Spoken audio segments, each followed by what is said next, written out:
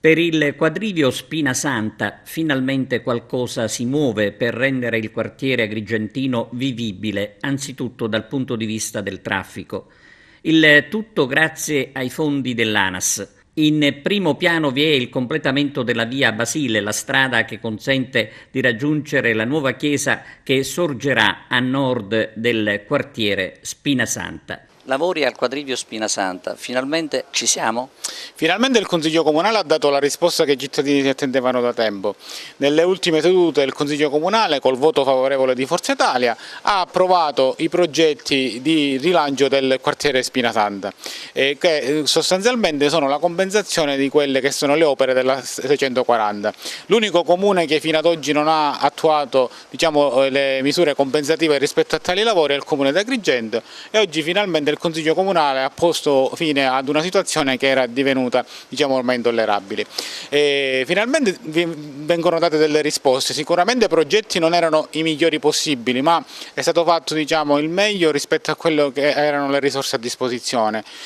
Con la costruzione della nuova chiesa nella zona Madonna delle Rocche in via Basile è stato finanziato il progetto della strada che porta dal quadrivio appunto in via Basile, per cui questa strada diverrà una strada molto funzionale, diverrà una strada principale soprattutto per chi dovrà andare e frequentare la chiesa, che costituirà quella che è la nuova chiesa dell'intero quartiere. Quindi tutta quella zona sarà una zona con alto traffico veicolare, e la strada viene fatta a tal fine e quindi per scongiurare eventuali problematiche che potrebbero caratterizzare questo afflusso veicolare. Rimane da definire la questione del parcheggio da realizzare nella zona, che non ha convinto il Consiglio Comunale, che ha rinviato la discussione ad oggi. Questa del parcheggio è un'opera di grandissima importanza per il quadrivio Spinasanta, dove non è solo la grande confusione creata dal traffico a rendere impossibile la situazione a qualsiasi ora del giorno, ma anche l'impossibilità a trovare un parcheggio. Un problema non secondario sicuramente.